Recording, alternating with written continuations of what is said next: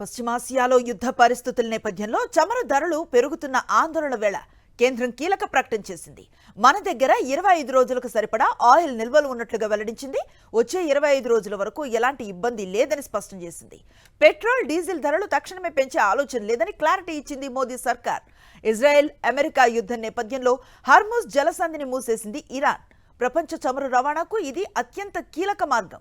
దీంతో ఆసియా దేశాలకు చమురు సంక్షోభం తలెత్తవచ్చనే అంచనాలు పెరిగాయి. భారత్కు ఇబ్బందులు ఏర్పడతాయనే ఆందోళనలు వ్యక్తమవుతున్నాయి. ఈ క్రమంలోనే కేంద్రం స్పందించింది. ప్రస్తుతానికి ఎలాంటి ఇబ్బంది లేదని తెలిపింది. కాగా ఇరాన్ నుంచి చమురు కొనే పరిస్థితి లేకుంటే రష్యా కార్డును వాడే యోచనలో ఉంది మోదీ సర్కార్. పశ్చిమాసియాలో యుద్ధ పరిస్థితుల నేపథ్యంలో చమురు ధరలు పెరుగుతాయన్న ఆందోళనల వేళ కేంద్రం కీలక ప్రకటన చేసింది. మన దగ్గర 25 రోజులకు సరిపడా ఆయిల్ నిల్వలు ఉన్నట్లుగా వెల్లడించింది. వచ్చే 25 రోజుల వరకు ఎలాంటి ఇబ్బంది లేదని స్పష్టం చేసింది. పెట్రోల్, డీజిల్ ధరలు తక్షణమే పెంచే ఆలోచన లేదని క్లారిటీ ఇచ్చింది మోదీ సర్కార్.